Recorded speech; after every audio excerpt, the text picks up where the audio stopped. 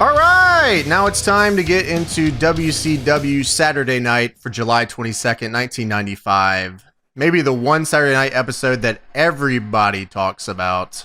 The episode where Hulk Hogan teleports, stumbles, falls into the Dungeon of Doom. Yes. And I believe, if I'm not mistaken, correct me if I'm wrong, is this the first time we're reviewing Saturday Night?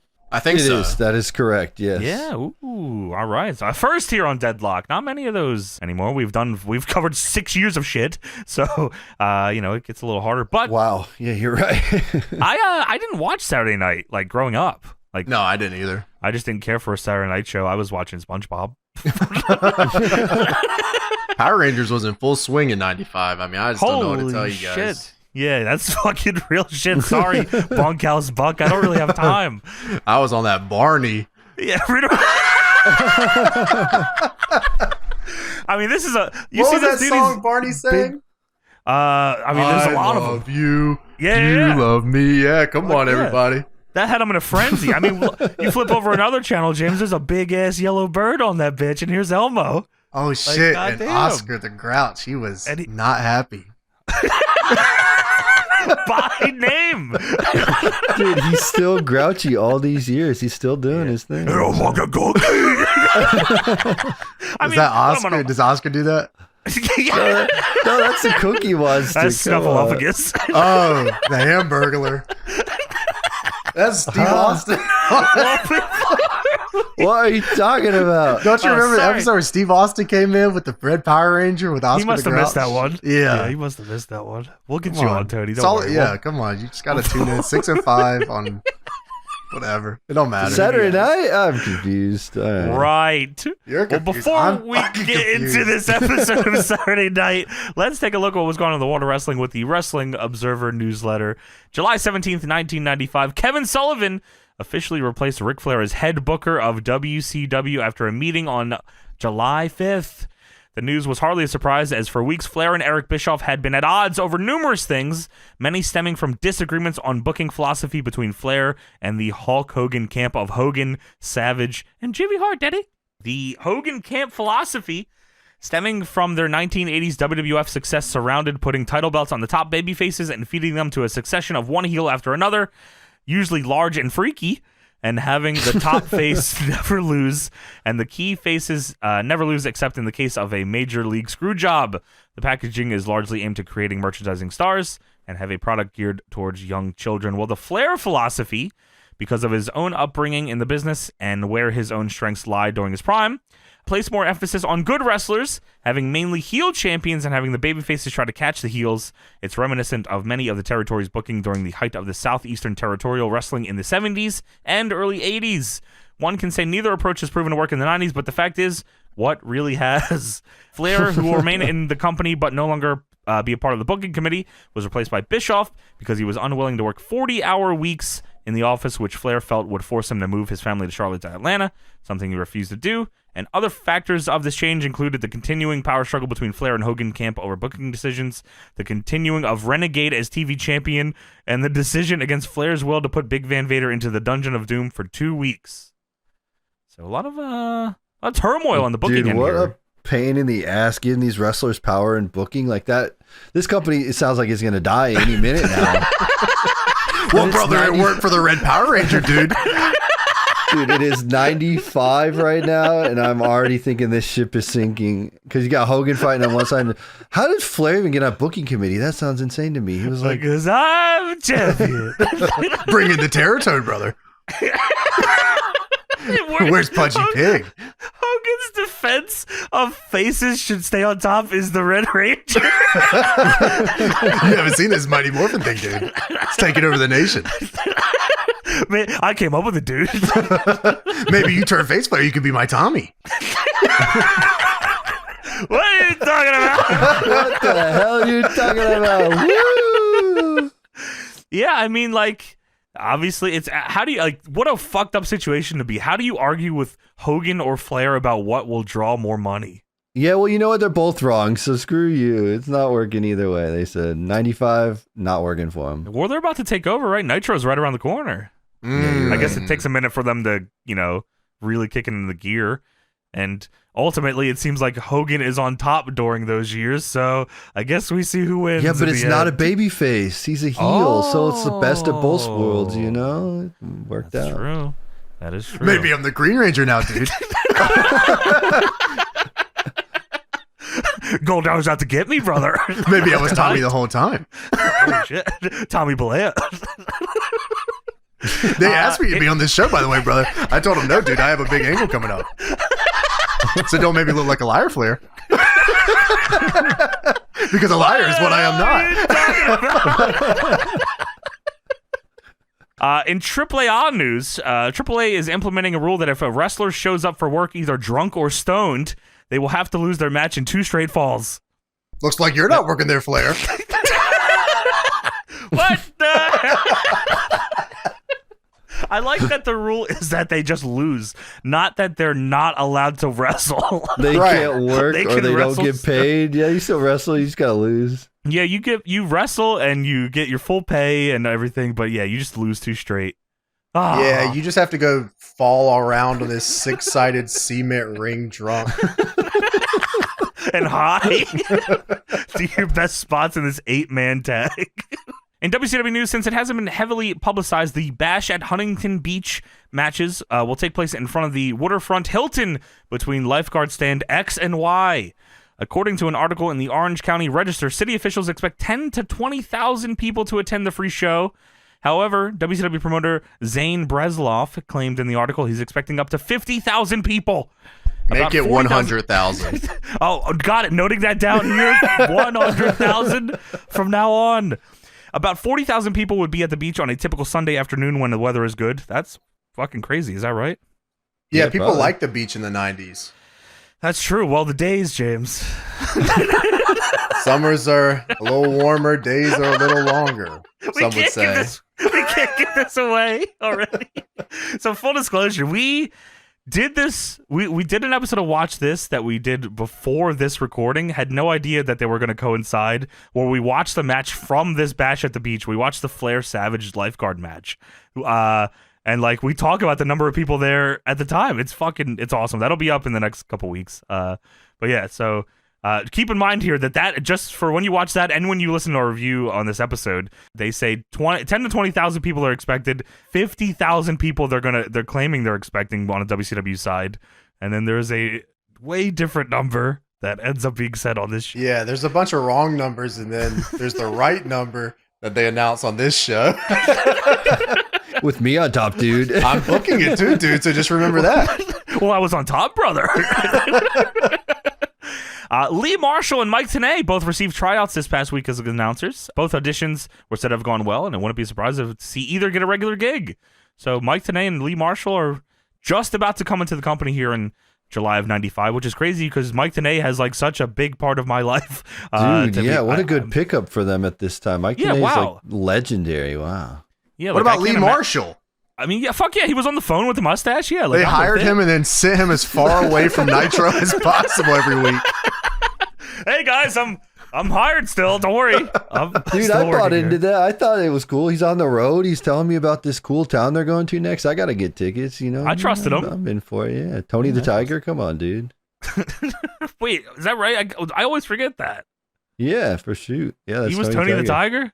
Yeah, you didn't know that. They're great. The fuck. Yeah, wait, no, I know what he voice says. was Tony the Tiger, or he was like actually the tiger in the suit?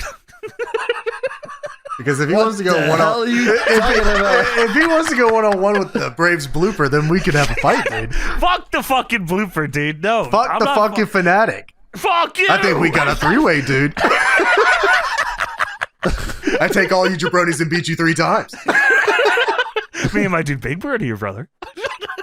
From the Observer, July 24th, 1995, the first TNT show for WCW, now called something like, quote-unquote, Wrestling Nitro, will be taped on September 4th in Miami at the Knight Center. These are all not true. The budget TNT came up with for the show was barely 1/3 of what Eric Bischoff was expecting, and Thunder in Paradise reruns will serve as the show's Monday night lead-in. So we're coming up close on the first episode of Nitro here, and at the time, the rumor is that it's taped and not at the Mall of America, and called Wrestling Nitro. Wow, all things sound bad here. Yeah, just fucking don't do it. That must have been Flair's book. You gotta have a better show if Thunder in Paradise is gonna fucking bleed in, brother. well, brother, I got this pasta thing. It's gonna be taking off real big here soon, brother. Dude, that is exactly what happened. You're sounding like you're exaggerating, but that's what happened. We gotta do Botchamania, and then we're gonna run in the mall. I mean, that's probably like halfway there. That's 100%. Yeah. Oh, that's true. it? Like dead That ass? is for shoot. Dead ass. Oh, Yeah, that's wow. what they did. Because he was launching the Botchamania. Let me be dead ass, brother. Oh shit, Hulk, we're on your side.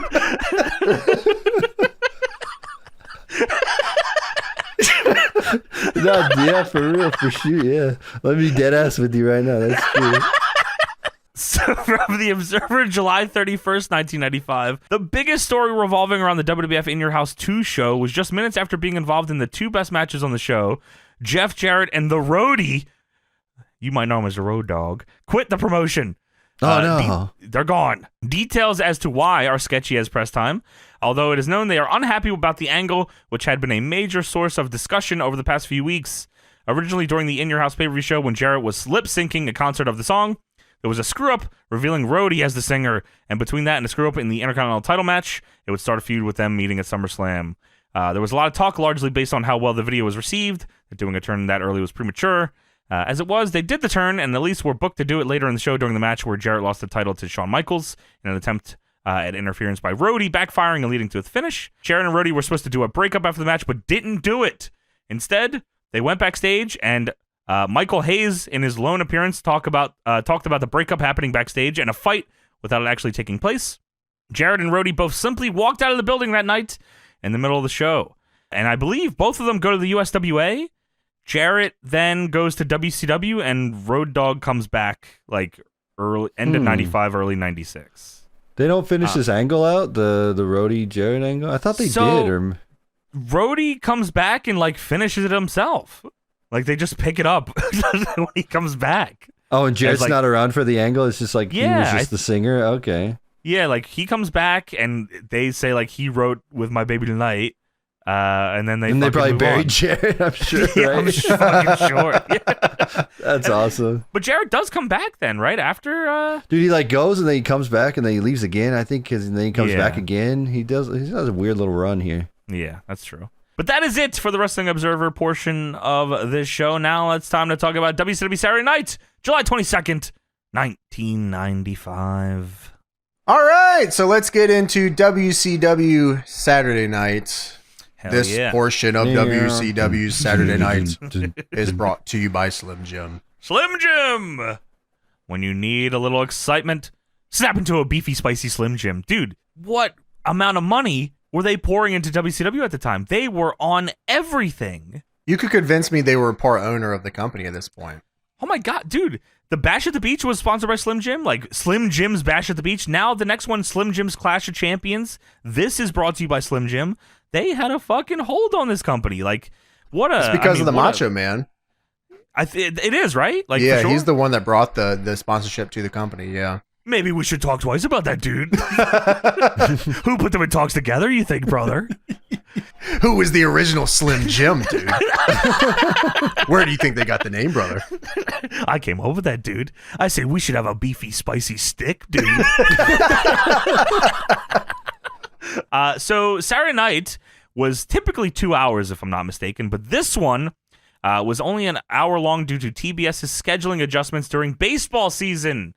So they reduced the show to 1 hour to accommodate the Atlanta Braves games that followed this show. Yes.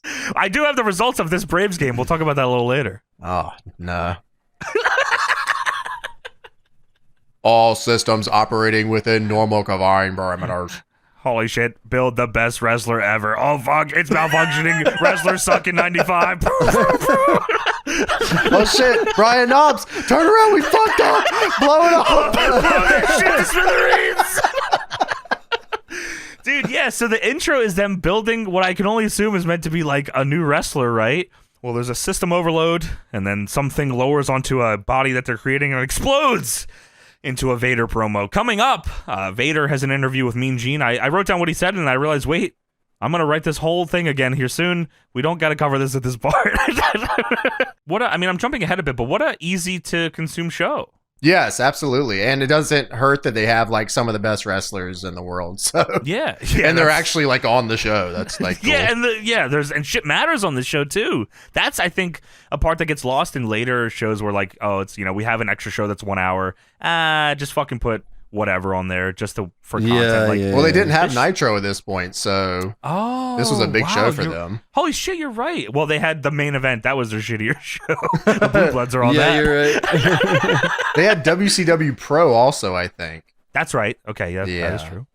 But yeah, so Vader is gonna have an interview with Mean Gene here tonight and talk about what's going on with him, as well as we're gonna talk about Bash at the Beach, which just took place, I believe, one Sunday ago or a couple Sundays ago. No, I think it was last week. And and WCW Saturday Night, all that and much more as Tony Schiavone welcomes us to the show. WCW Saturday Night with Bobby Heenan. So Schiavone says we have a tag title match in our featured battle of the night. Harlem Heat, the champions, taking on the team of Bunkhouse Buck and Dirty Dick Slater. I couldn't believe it. Dude, these guys are fucked up. I'm excited to talk about that match because, like, I don't know how much I've watched of them. Dirty Dick Slater is a professional tag wrestler. I feel like I've seen him win titles with everybody. He probably has more tag title wins than singles. Yeah, maybe. Yeah, actually. probably, yeah. So Bunkhouse Buck and Dirty Dick Slater earned the title shot by winning the main event match last Sunday on TBS. And also on tonight's program, after weeks of seeing the Dungeon of Doom, this week Hulk Hogan will enter the Dungeon of Doom. Oh, hold on a fucking second, dude. What? Hold on, what am I doing? Dude, I was very confused by that. What is entering the dungeon? I thought they were a faction. What is going on here? Is this your deal, Flair? This is why Saturday Night's in the shape it's in, because of bullshit like this. I'm going to pro. So Heenan says, for Hogan, it's like... I'm sorry. That's so funny. That's so fucking funny. Is that your deal, Flair? It's his main event angle that he's winning. Yeah, the Dungeon of Doom being a real place is nuts. Yeah, that's where they live? Yeah, and everyone knows that, of course. And Hogan knew how to get there. Right. So Hogan finds the Dungeon of Doom, and I'm very excited to talk about that. I know Andrew Everett will also be very excited about talking about that. I feel like every time I talk to him, somehow the Dungeon of Doom fucking comes up. Well, I mean, it's hard to forget once you see it. That's very true. Heenan says, for Hogan, it's like when you go up to someone's house and see a sign that says, "Beware of vicious dog." Hogan, you better be careful, and we may never see Hogan again. I hope. Dude, that was crazy. That was awesome. Yeah. Heenan's so good, man. Dude, he's fantastic, and I love that he is a lifelong Hogan hater. Yeah, I mean, someone's got to have a character, right? And that's pretty cool, because sure. Tony Schiavone's like the straight guy on the show. So. Right. Yeah. Well, Mike Tenay's coming in. He's going to call moves and get made fun of. Oh, come on. Mike Tenay just likes lucha. I know. Trust me. I wish they were nicer to him. When they're mean to Mike Tenay. Oh, sorry, I'm fucking so pissed right now. I'm flustered. Bruno, show for me. Schiavone says Vader will be here, Flair and Arn Anderson will be here, and all three had quite a confrontation at Bash at the Beach. And let's go back to Sunday, the biggest crowd in WCW US history at Slim Jim's Bash at the Beach. So WCW here is claiming that on the beach, for Bash at the Beach, the largest crowd to ever witness a WCW event in America, over 100,000 people. That sounds right. No, what? Oh, hey, is that wrong? There's no way. What the fuck is going on, brother? I mean, well, the beach is very long, so they counted the people that were all the way down the beach too. There's they counted the history of beaches. Just keep following the beach down there. They can see a little bit. Dude, of that'd the be show so down fucking there. funny as if they counted every person that stepped onto the beach that day. Why else would they come to the beach? In total, yeah, I guess so. I mean, they saw it. They saw the ring. It doesn't mean they watched the show, but they saw it. Over 100,000 people here for the beach show. Good house. And, I mean, fucking fantastic house, dude. And guess who was on top? In the main event pregame show, they say here, Hulk Hogan was presented a motorcycle by the Orange County Harley Davidson. And then they say there was another giant sighting, but this time in front of Hulk Hogan. I said, what does that mean? Another giant sighting? They were being literal because what walks up is the Giant, but we don't know that's not his name yet. No, we don't know who this guy is yet. We've never seen it. Well, that's Giant Sighting, but we right. don't know That's him. his name. First name Giant, last name Sighting. Well, it's like Bigfoot, you know? Is he real? Is he not? Who knows? Blurry. He just shows up blurry. What the fuck is that? I can't see. I've never seen anything like this, brother. Is this your deal, Flair? Yeah, I wrote that. Yeah, that was me. The angle here is that this giant sighting walks up. Giant comma sighting. Right. And he takes off his shirt, which is a symbol here. And he takes his big shirt off because it's large. It is it's his triple XL, fucking quadruple XL. I don't know what this is. It's big. Big white shirt. And he throws it at Hogan. And he says, remember this? And Hogan is confused because he doesn't remember this. I don't fucking remember this. But Mean Gene must know because Mean Gene says, my lord! There's silence. And Hogan looks over at Jimmy Hart and Mean Gene. And he's looking down at the shirt and he says, what is this? What the hell? He goes, what is this? Jimmy! I know this shirt. Huh? What are you talking about, Daddy? I know this shirt. This is Andre's. Dude, wow. What? Wow. Andre's white shirt? Is that He right? stole it from Andre. It smells like Andre, dude. It smells like beer and shit, brother. There's not like a famous Andre the Giant t-shirt that he always wore. Like, it's Well, sadly, just a Tony, shit- there is, and you're looking at it. Yeah. Smarten up, dumbass. What Know your the hell are you talking about? First off, just before we leave this segment, that is without a doubt one of the craziest things out of a man's mouth. And you think that is the craziest thing that you'll hear from Hulk Hogan on this show. Oh my God. That's Andre's shirt. You haven't even seen the half of it. So Sting retained the U.S. title against Meng, despite an enormous dropkick to the face, which they showed in still form. It did look like, he kicked him right in the fucking face. Renegade held on to the TV title over Paul Orndorff, and the replays show that Orndorff's shoulder was up before the 3 count, and he demands a rematch. That's a good angle there. Vader, straight from his Roadkill tour, which I believe is what they were doing at the time, where Vader would come out and just kill dudes in handicap matches. Which That's is a good awesome. idea. I like that. Yeah, that's sweet. Well, Vader pushed Hogan to the limits, and in a cage match at Bash at the Beach, and members of the Dungeon of Doom tried to enter the cage, but were stopped by NBA star Dennis Rodman. And thank God. Thank God for Dennis Rodman, the Rodman. Thanks, Worm. Appreciate it. It's your deal, Flair. Worm. It's your deal, Worm. Hogan survived the match and held on to the WCW title, but after the match, Flair and Arn Anderson confronted Vader about the survival of Hulkamania. They're blaming him for not killing it, and Vader has had enough, and he fucking went after both dudes, and it was a wild ending to a memorable day at the beach. 100 fucking million people there. Over 100. 100 million? Whoa. Well, that's fucking right, dude. So the first match here on WCW Saturday Night is Vader versus John Taylor and Dave Walby. Now, I made an effort to fucking find out anything about John Taylor and Dave Walby. These guys don't even have cage match profiles. This is real wrestling. That's how it's supposed to be. So Vader comes out here and he says, "Who's the man?" Who the man? Who the man? Who the man? And he jumps at a bunch of kids. Dude, he makes them flinch. So Vader is still on his roadkill tour, it looks like. He's the man. I got to give it to John Taylor. John Taylor actually tried to lock up with Vader to start this one here. There was a small glimmer of hope for John Taylor until Vader pushed him against the ropes, more aggressive than I've ever seen any man push somebody against the ropes. Yeah, Vader came in here to kick somebody's ass, and it just happened to be John Taylor and Dave Walby, so get ready to take this ass whooping. So Vader starts grunting and then lines Taylor out of his fucking shoes, man. Dude, this the fuck. Dude, he hits him so fucking hard.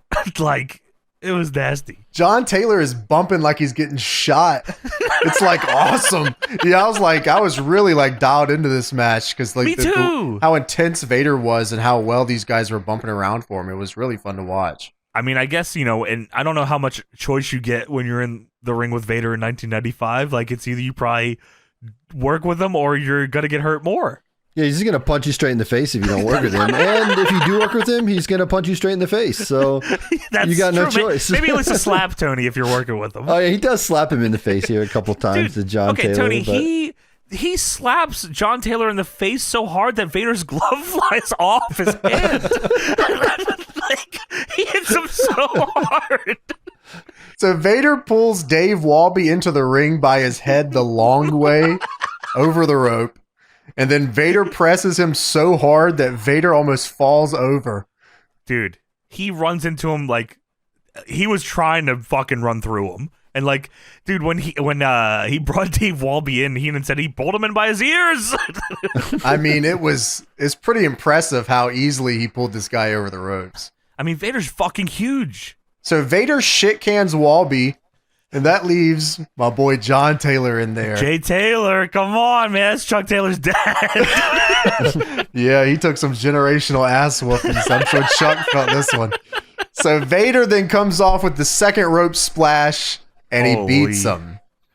Well, he beats John Taylor. Dude, okay, isn't like that's fucking so awesome. Like Vader said, Dave Walby. Dude, the elimination style handicap jobber match is unbelievably cheese. Awesome. Vader said, "Come here, I still have one more."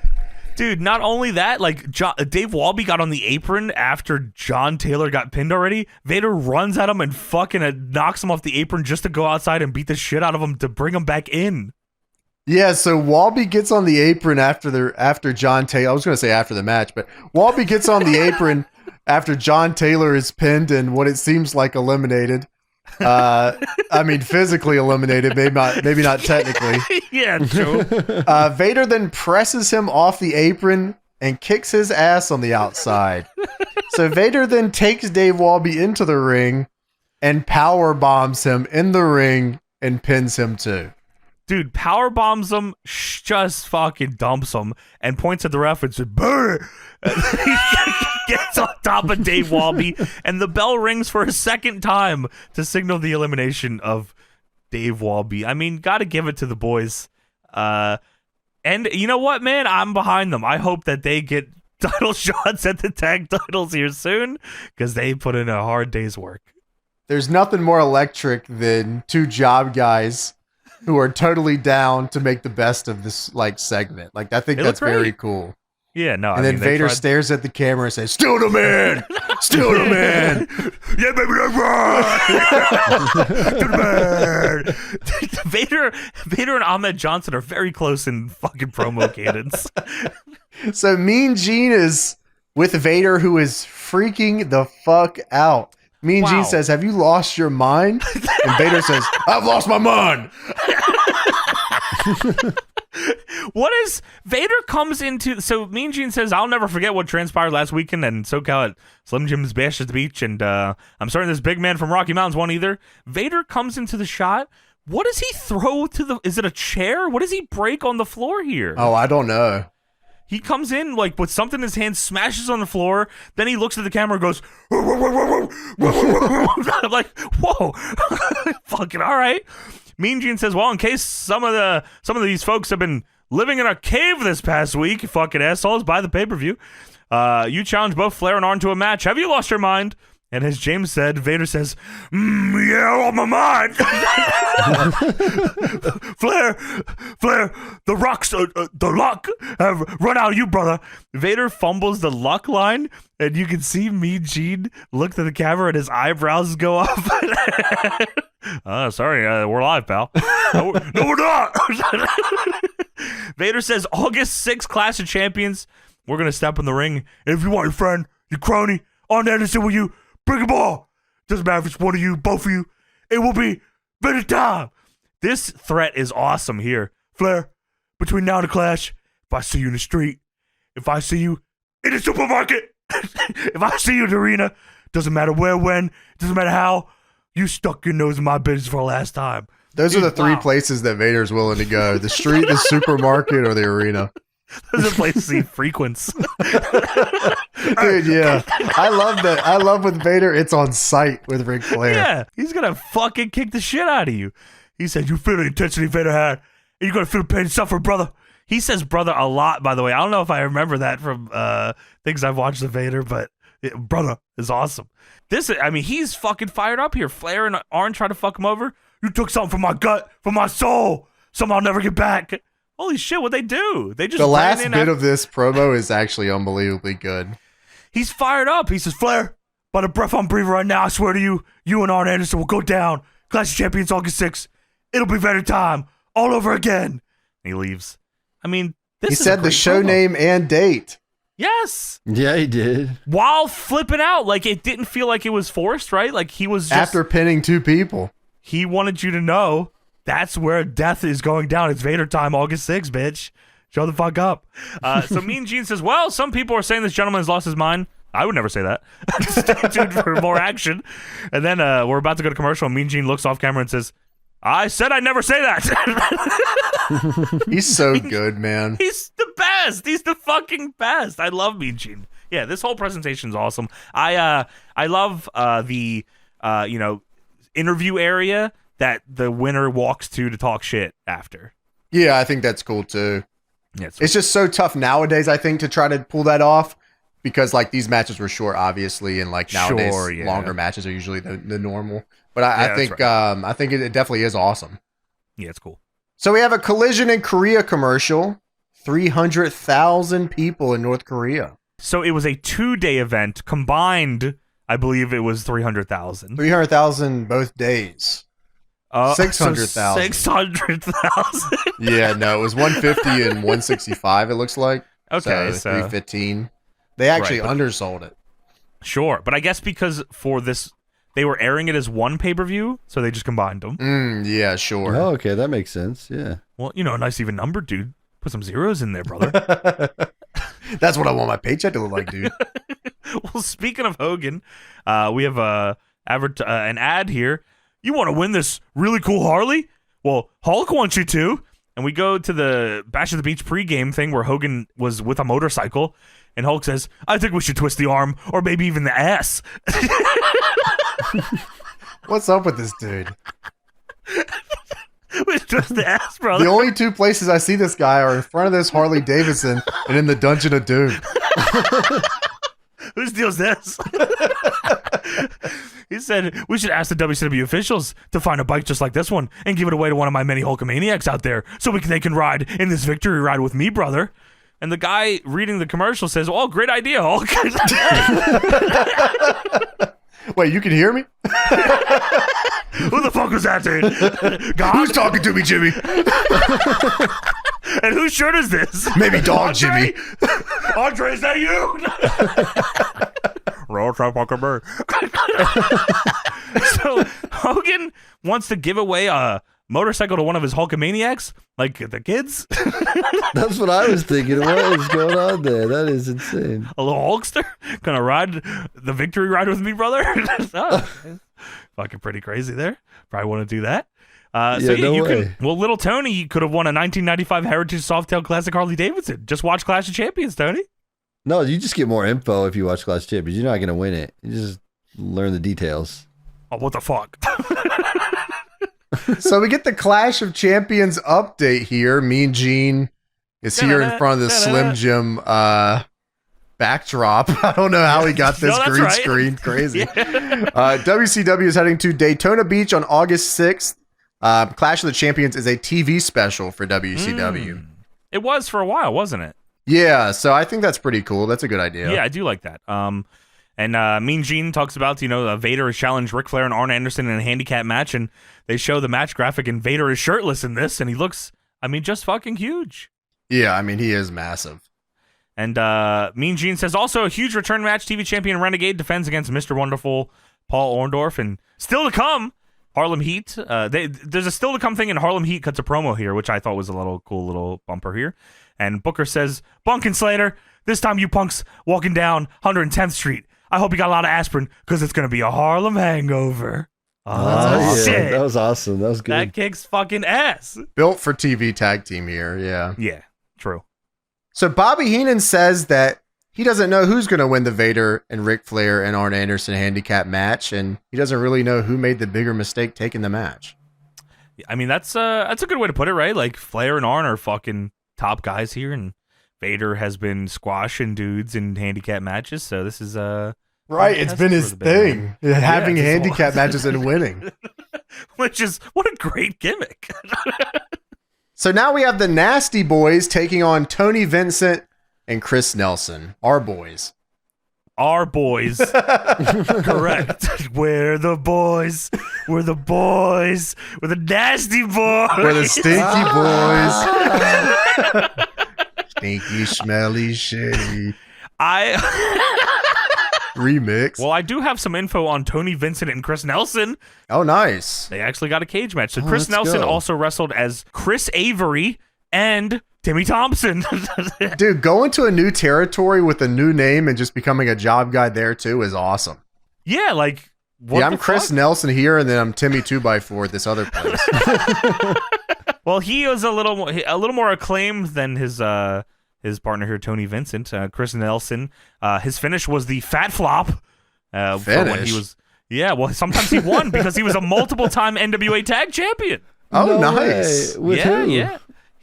So he was multiple-time NWA Tag Champion with Vivacious Vito as the new Heavenly Bodies. And he was What? Casanova Chris. Wow. Casanova Chris was him, and he was teaming with Vivacious Vito, the new Heavenly Bodies. And Vivacious Vito was someone named Vito DiNucci. Well, Tony Vincent doesn't really have as much to write home about. He wrestled as the Grappler. He wrestled as Tony Vendetta as well. Tony Vendetta, Tony Vincent, and the Grappler. And he was mostly a WCW job guy. Like, all of his cage match is losing to guys on Pro and Main Event and Saturday Night. Not a bad run. No, not at all. So Tony Vincent tries to take down Sags here, but not going to work because they stink and smell and are big and ugly. And the Nasty Boys, of course, hit a double shoulder tackle. I mean, they're so stinky. Oh, it smells like shit. Oh! Dude, that's just the brain on commentary the whole time. Something smells like shit. How come like they didn't tap this guy out with Pity City? I thought that was a big move, right? That was just like, here's Pity City. Dude, fuck that. You're tapping out of this. Well, I guess technically it's an illegal move. What if he did it to himself? Like oh my God. Like lying in the corner, arm up.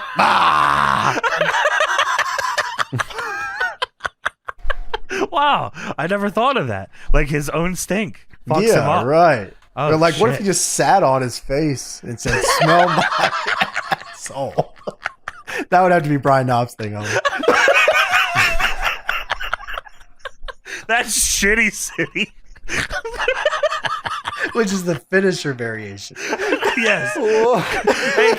Hey, Chris Nelson, you're taking Shitty City tonight. Is that your thing, Flair? What the hell are you talking about?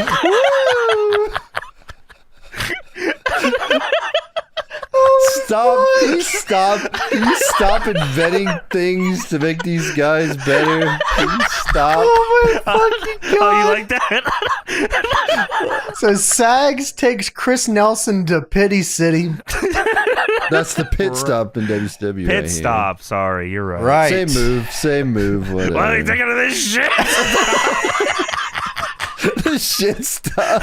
So Sags hits his patented diving elbow drop.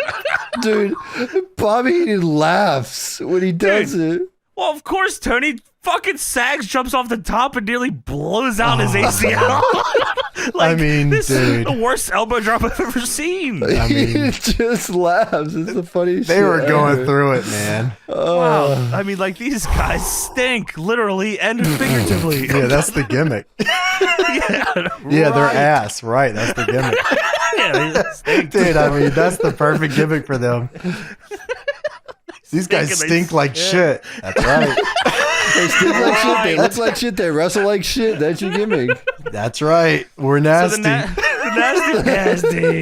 the nasty boys win, and fucking I think Knobs or Sags is cutting a promo here. He says, "You see that? A message for all the tag teams."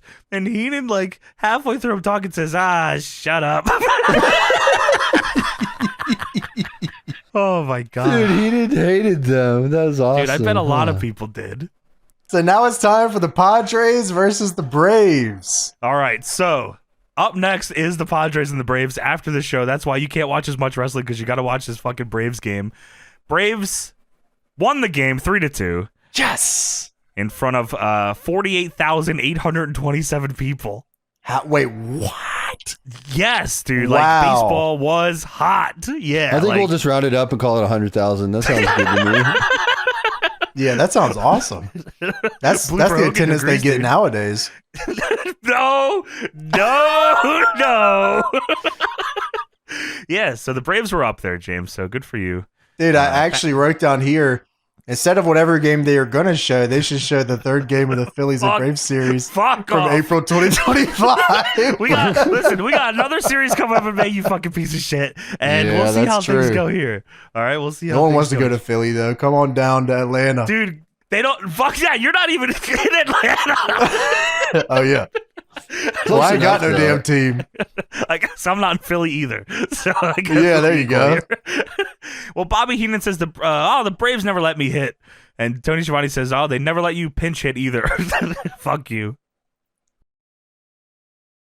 So we go to a pre-tape. This is what we Oh all my. came here for. The Dungeon of Doom is being visited by Hulk Hogan. So we are in the literal Dungeon of Doom. That's where this area is. And there's a bald man, very Zordon-esque, sitting here. And his name is the Master. This is the Master. He's the top dog of the Dungeon of Doom. And he is the one that put this all together to ultimately kill Hulkamania. So this is a real place that anyone can visit. Right. And they could, like the cops could go here. This is very similar to Goldar's Dark Dimension from the aforementioned Power Rangers. So the Master says, "Hurry, my son, get away from the stone. The rare white Bengal tiger approaches." So we see Kevin Sullivan now, who's also here, and he's pulling cobwebs off of what seems to be like a statue etched into the wall. Is that what you would say this is? Yeah, here? that sounds out of stone or whatever. Yeah. Yes, statue of stone against the wall, and the Master says, "The fate has been set. Hurry, hurry, my son." And Kevin Sullivan comes over and says, "My father, I smell his presence also." And the Master says, "I feel him." I mean, it's very, very evil stuff. I'm very spooked out here. Well, I'm so afraid that it cuts to the side and Hulk Hogan falls through a hole in the wall. Just, where the fuck What did he the come? fuck, dude? Holy shit, brother. Like, where did he come from? You know, I don't know. I also don't understand this. So Hulk Hogan falls down into the Dungeon of Doom, and he was trying to go there. Yeah, he was trying to get here, and maybe he knew how to get there, but he didn't know what laid before him. So he didn't know the Right. crevices and the rocks and the things. So he fell through a Rocks hole in the will wall. get you every time. Yeah, he will. He got me a mania, dude. So Hogan falls through a hole in the wall, laying on the floor. There's smoke and shit everywhere. And Hogan looks up and he's confused. And he says, "Where am I?" Well, at the top of the show, they said Hulk Hogan was going to the Dungeon of Doom. So I can only imagine with Kevin Sullivan, the Master, and being in a dungeon that you just went through to get here, probably in the Dungeon of Doom. Well, Hulk Hogan's very confused. He was trying to teleport somewhere else, and he ended up here. I was trying to go to the control center. Is this your deal, Kevin? I got a call from Zordon. I was trying to go to the control center, brother. You look like Zordon, but where the fuck am I? Is this your deal, Alpha?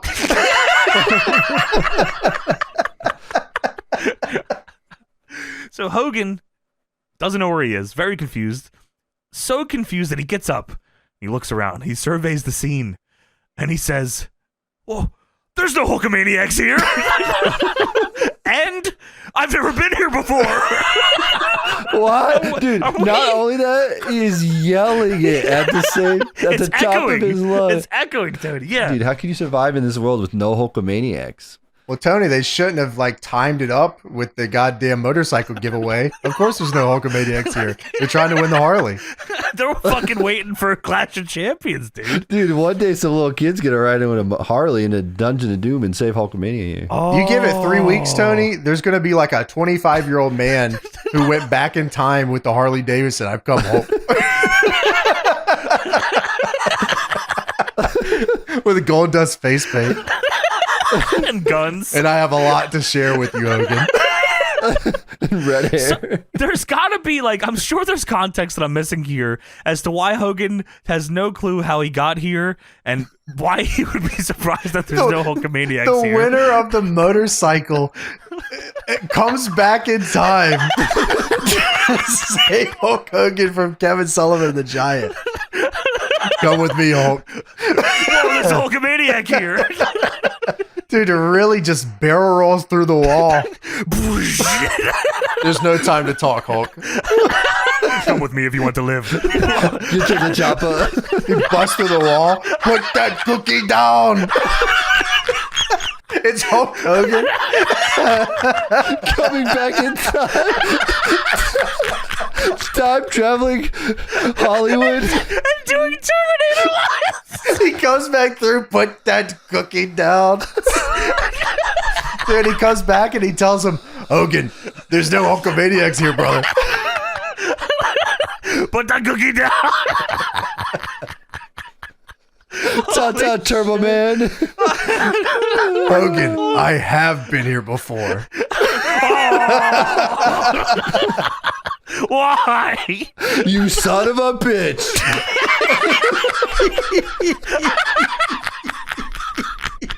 He taps himself up. You son of a bitch. Hulk Hogan. You son of a bitch. Dude, there's no Hulkamaniacs here, but there is another Hulk Hogan.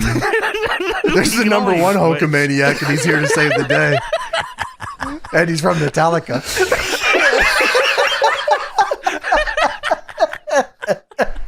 Get to the chopper. Okay, Put your cookie down. So, all right. I've never been here before. Hogan's never been here before, Tony.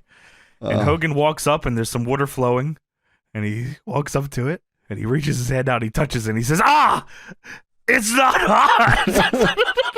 What is this place? Literally, it had to be less than 1 foot 12 inches behind him. There's Kevin Sullivan in the Master. In a dungeon of doom, you could say. Why the fuck did he think it was gonna be hot? And why is he yelling when it's not hot? I don't understand why that's lukewarm water. Shit. What is this place that doesn't have hot water? So the Master then yells, Hogan, from a distance. And Hogan turns around, he points at him. He says, I know you. Dude, he's been there the whole time. I know you too. Yeah, that's Kevin Sullivan. Wait, he knows the Master? How does he know the Master? That's a good fucking question. Hogan says, you two are behind the demise of Hulkamaniacs. What? I know about the Zodiac. I know about the dangerous Kamala. And oh yeah, I know about the Man-Eater, the Shark, the immortality of Hulkamania. And you two will be buried underneath it. So Kevin Sullivan steps up with a big-ass stick. Yes, it was a big stick. And he points it at Hogan. And he says, you don't understand, Hogan. This is where darkness dwells and lives. Nobody has ever been able to defeat the immortal Hulk Hogan except yourself. You see, Hogan, you're the one that created me. I'm your dad, dude. And because of that, it's that simple. Your demise is etched in stone. literally, because he walks over to the stone that is etched in the wall, and he taps the big-ass stick against it, and then the thing fucking explodes, and it knocks Hogan over. So in walks a giant sighting, you could say. And he comes in and he double goozles Hogan, and Hogan goes, ah. And Kevin Sullivan says, crush Hulkamania. And I guess Hogan dies because Giant stops choking him, and then we don't see Hogan again. And Giant slaps his hands together and says, my power is 1,000,000 times greater than the power of Hulkamania. I'm the greatest giant to ever walk the face of the earth, and I am the one true immortal. Ah, ha, ha, ha, ha. And it zooms in super close to his face. Ah, ha, ha, ha, ha. And that's how we get out of the Dungeon of Doom. It's so there Hogan, forever too. The dude, ha, ha, ha. Like 30 seconds of ha ha ha. It truly felt like the Captain Insano bit. Like right. literally. Wow, yeah. That's a good idea. So Hogan is doomed in a dungeon. Wow. Yeah, that sucks. I mean, you thought the other Hulk Hogan would do something. He just kind of left. Yeah, man. They just rode up on the Harley, just out of Dude, there. yeah, I mean, this Harley's sick. I gotta get. So, I mean, there's no miles on this thing. I might as well whip around a couple times. So all of this was like really, really crazy, right? Like, yes, Hulk Hogan falls into the Dungeon of Doom, presumably dies. Water is just room temperature. Ah! But then we cut back to Saturday night, and Tony Schiavone. So I guess we got the Arn Anderson match and featured bout of the evening, Dirty Dick Slater and Bunkhouse Buck. They don't talk. They legit. The only thing Schiavone says is, "Oh well, I hope we get to interview Hogan in the next couple weeks." What? Is this a normal occurrence here? Are we all aware? I don't know if we're all aware. Like, they did Dungeon of Doom segments on the show for a couple weeks up to this, but I think this is the first time Hogan's been there. Kevin Sullivan helps book this show. Is anyone not wondering what's going on here? Is this your deal, Sullivan? So we go to Arn Anderson with Ric Flair versus our boy, Todd Wilder. So Anderson plays around with Todd Wilder here, slaps him in the corner. I mean, when you look at this on paper, this is absolutely ridiculous. I mean, how could he do that? Arn Anderson and Ric Flair are taking on Todd Wilder. But Todd Wilder has everything to gain, and Arn Anderson and Ric Flair have everything to lose. If you look at jobber matches like that, it changes the dynamic drastically. Because of course, what the hell would Todd Wilder losing to Arn Anderson? Absolutely nothing. Right. But if he wins, I mean, like, what the fuck? World is his. World title? Yeah, he's going in the Dungeon of Doom. Dude, that'd be crazy. They paint him up. All right. Go find T-Bo Leia. Got it. So Anderson hits a belly to back and starts kicking this dude's ass. Flair looks at the camera on the outside and says, "Where is Vader now? Come on, big boy. Come on." So Anderson distracts the ref, and Ric Flair chokes Todd Wilder here. Which is like, what assholes? Like, okay, again, as you said, it's Arn Anderson and Ric Flair. Arn is already mopping the floor with this guy. They still took time to make sure they could do something fucking shitty to this guy. I loved it. Yeah, wow. I mean, that's how you know these guys are ass wipes. Dude, even better. So Flair chokes him on the apron while the ref is distracted. Ref comes back to argue with Flair. Then Arn starts choking him. Dude, yeah. I mean, they're so good at this. This is just another day in the office for these assholes. Guys. So Arn Anderson then hits the DDT and wins. What a fucking great DDT he has. Yeah, absolutely. I mean, between the DDT and the spine buster, I mean, you're not beating the Enforcer. No, this is a legit fucking dude. And Todd Wilder, while I think he had a chance, couldn't get a job done tonight. Imagine a schoolboy. I mean, changes your life. Wow. Holy shit. Schoolboy with the tights, just cheat. Eye poke, salt to the eyes, powder in the eyes, roll up, tights. Hold the ropes. Why not? They're going to do it. Yeah, the fuck? Yeah, who cares? So Mean Gene is with Arn Anderson and Ric Flair after the match. Big win, so they got to get an interview here. And Flair is talking shit to the crowd, which I thought was funny. Dude, bunch of kids. Mean Gene's trying to G up the interview, and Flair says, Flair, he's not even talking to Flair. He's trying to talk to Arn. And Mean Gene's talking, and Flair just interrupts him off mic and says, "I told you to keep your mouth shut." And fucking Mean Gene looks at him and puts his hand up and says, "Please, Ric Flair, give me a break." And Gene says, "Arn, I have to question the sanity of you two going into a match with Vader." And Arn says, "Let's talk about insanity, shall we? Vader, was there not enough air in the incubator when you were a child? Did you live so high up on that mountain in Colorado that you just stayed dizzy? What is your problem?" I love Arn's promos. They're very good. They're always great, yeah. Which is so funny because, like, you know, notoriously everyone will say Flair is the promo guy, but like Arn's the talker, man. Like, yeah, for sure. He's the ass kicker too. Arn says, "What is your problem?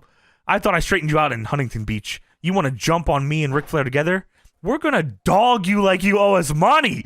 You put yourself in a potential career-ending injury situation." Like, this is a scary dude. Yeah, I wouldn't be talking shit to Vader, but we'll see what happens here in a second. Well, Flair gets in the mic and says, "Vader, let me put it to you like this. I told you to shut up." Dude, Flair says, "I may just jack slap you, Vader. When Double A gets you down, I may get you down like this and jack slap you. Vader, oh fuck." Vader fucking runs out through the entranceway, and he's interrupting this. Dude, jack slap? Is that right? Okay, this is awesome. Flair saying that he's going to take off his glasses, put them in my pocket just like this, and I'm going to jack slap you. And then the second Vader runs out, he gets behind Arn Anderson and stays there. What a fucking asshole. Like, yeah. Like I said, another day in the office for these guys. Dude, Vader walks up to the interview area. As you said, Flair gets behind Arn, and Flair says, "What's the problem?" How easy is this? This is so good. Chicken shit heel, talk shit, and he's so creative with it, and then immediately hides when it's time for his comeuppance. Arn's the enforcer. And Arn G's up to Vader. Gets in his face. They're both staring each other down. Well, Vader grabbed Flair, excuse me, and then Arn said, "Fuck that." Arn got in his face. Arn and Vader are talking shit. Then officials and all of WCW Saturday Night's best come out to break up the fight. I bet the Z-Man was out there. Holy shit, I hope so. The Booty Man. That's the Zodiac dude. Oh, yeah, sorry, brother. So Vader tries to get around all these dudes, but there's so many guys, and Mean Gene's on the house mic saying, "He's going to get through him. You better stop him." Crowd's chanting Vader, and they finally get rid of Vader. They take him to the back, and Flair gets back on the mic, and he says, "You saw it. He's scared of us. 2 weeks, you're a dead man." And they leave, and Mean Gene says, "Thank you very much. Stay tuned for more." This is like, I mean, like, again, we've talked about I think we've talked about it a lot more on Patreon when we watch like old matches and stuff. But but like, you know, my coming around of how much I enjoy a lot of this older stuff, because for the longest time, especially like, you know, through the 2010s, I'd say maybe, you know, even early 2020, like I was like, old wrestling, I don't know if it's for me, like different style. Show was a lot slower, like maybe it's just not for me. I fucking grew up on car crashes and just crazy bullshit, and like, you know, I grew up on Ring of Honor, crazy work rate, and shit's nuts. But going back and watching this stuff, I'm actually glad that we are covering shit like this, because I have a whole new appreciation for like how wrestling used to be. Mm-hmm. Yeah, absolutely. I mean, Flair literally crouching behind Arn Anderson here is so good. Like literally on the ground. That's just, it's just great. It's an asshole. So Mean Gene says that we are going to have a special about Kurosawa, a new sensation from Japan, teaming up with Mang. We'll get that in just a second, though. Matter of fact, why don't you guys call the WCW hotline? That's some news for you. Yeah, what major wrestling superstar got the pink slip recently? Interesting part is they didn't know it was coming. He got it right in the eyes. The walking papers I'm talking about. I'm going to break the story along with the others all the way till midnight in my exclusive hotline report. Give me a call. 1-900-909-9900. And on the screen it shows calls cost $1.49 per minute. Children under 18 get your parents' permission before calling. All daily programming is pre-recorded. So like you could pay $1.49 and like just hear a tape, which I imagine is probably what it always was, right? Maybe somebody answered sometimes during one of these eras. Hey, You already dude. they always showed the wrestlers like on the phone. Like, call right now. There's a wrestler. Like Sting would be sitting there or something. Oh, but, right. Oh, yeah. But I that's don't right. know if they were actually there. If it was like pre-recorded, So who knows if they actually answered the phone? Tony, or the WCW.com where they'd be at the booth on the computer or whatever, and they'd be like, Oh, "Yeah, talking talk with to him." Jeremy yeah. Boresh. Also, you can join Mean Gene and Bobby the Brain tomorrow for WCW's main event. The Blue Bloods against the Harlem Heat is our featured bout, and thousands of people joined us in Southern California. Well, just recently in Korea, we had 300,000. You guys And you heard can see about the- Collision in Korea? You can see it exclusively on pay-per-view August 4th. Now let's take a look at Kurosawa. This is Nakanishi. The fuck? Well, we get a pre-tape for Kurosawa.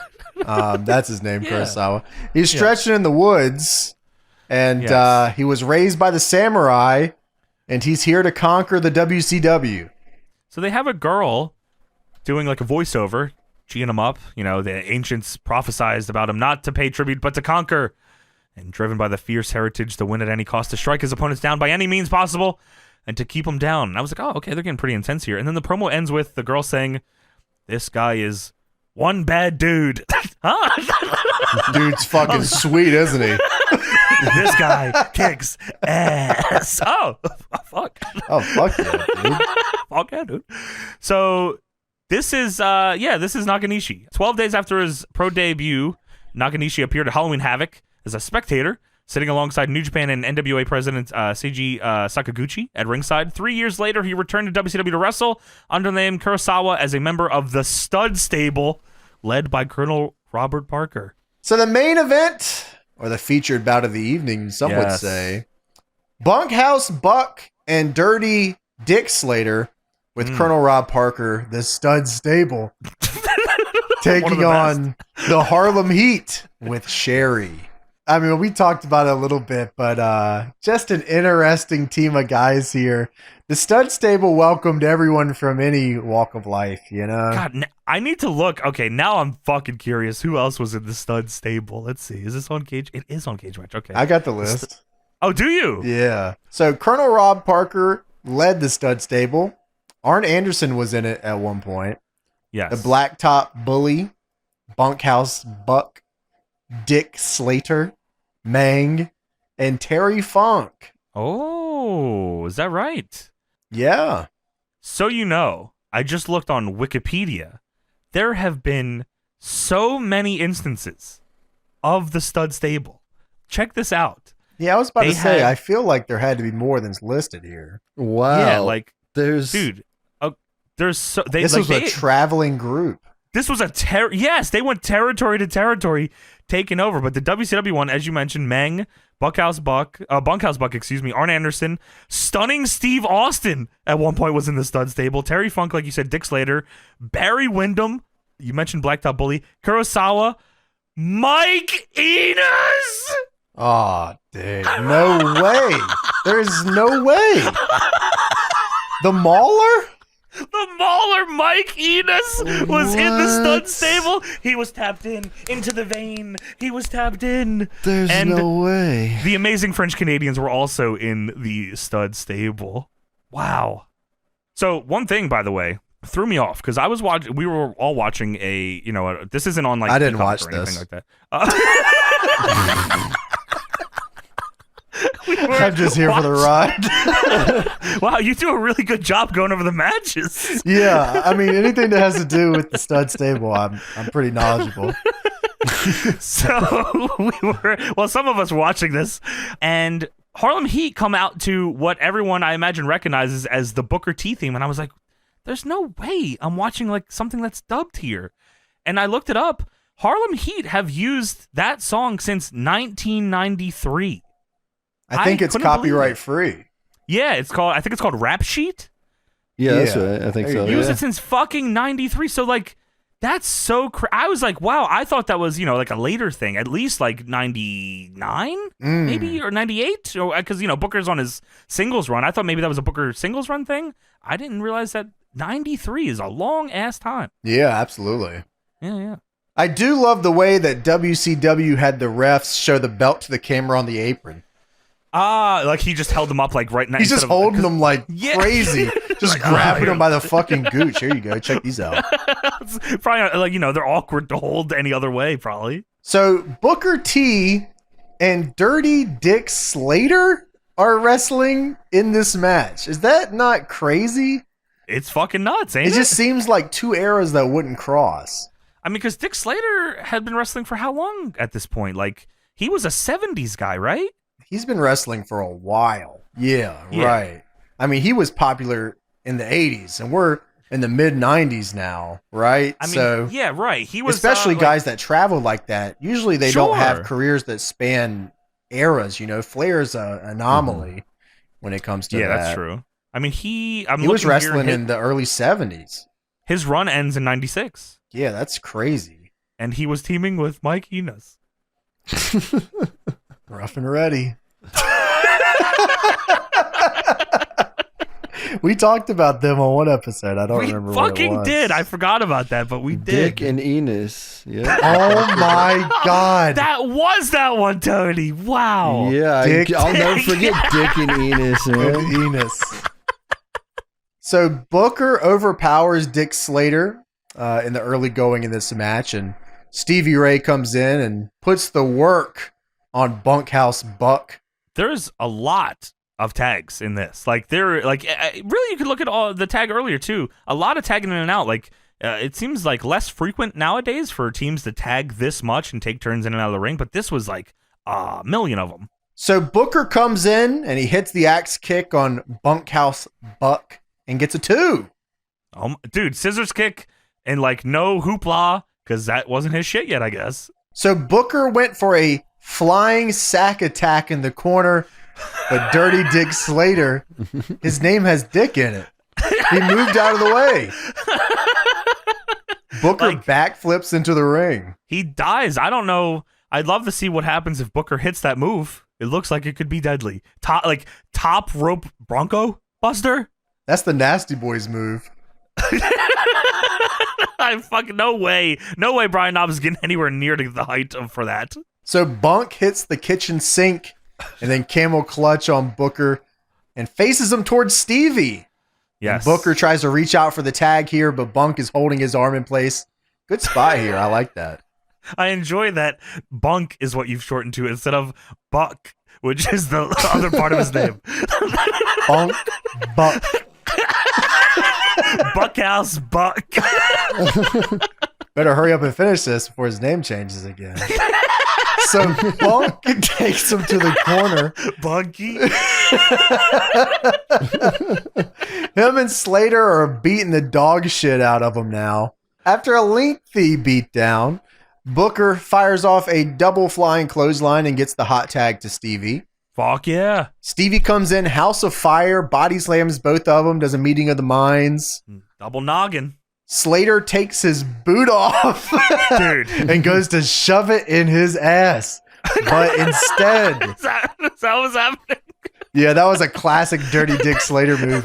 He'd pants you and shove his boot so far up your ass, you'd be chewing his shoelaces. I saw a stunner the other day with the pants down, so maybe it was in the same Thanks. realm. I saw that too. Appreciate Did you, Tony? that. How'd you see that? The stunner will get you every time. So yeah, Slater's got the boot off. Sherry's on the apron. Ref's trying to get control. Right. So Sherry grabs the boot here as Dirty Dick takes it off.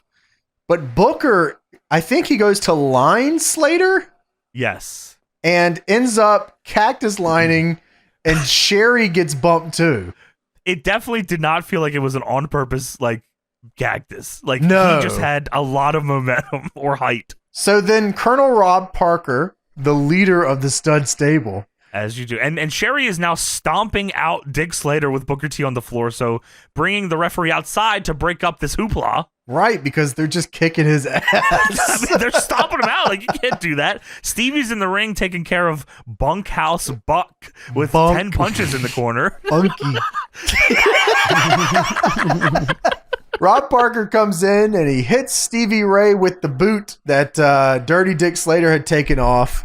Holy And fuck. then Bunkhouse Buck gets his finisher, which is The big elbow drop from a standing position.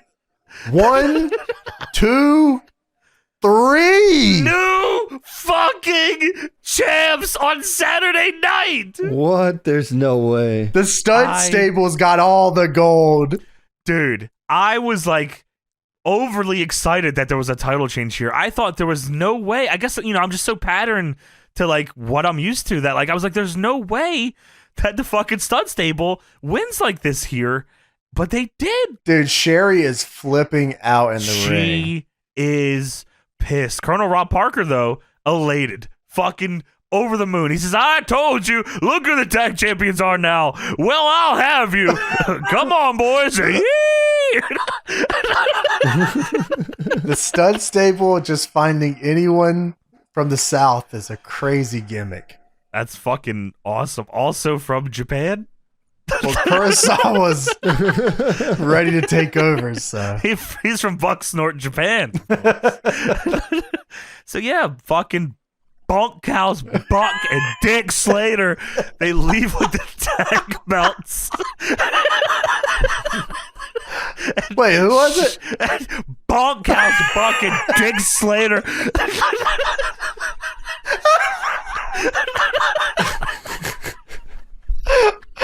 Oh my god. That's how you say their names. I think you forgot one. There's Dirty. Oh, right. Dirty? Yeah, it's Bunkhouse, Bunk, and Dirty Dick Slater. Oh. Yeah, dude. So it's crazy. To be in this group, it has to rhyme. So Bunkhouse, Buck, and Terry Funk, and Dirty Dick Slater. And Mike, eat us. You get the relation? Stud stable. Oh. I love it. And I love Stone Cold Steve Austin. Balls.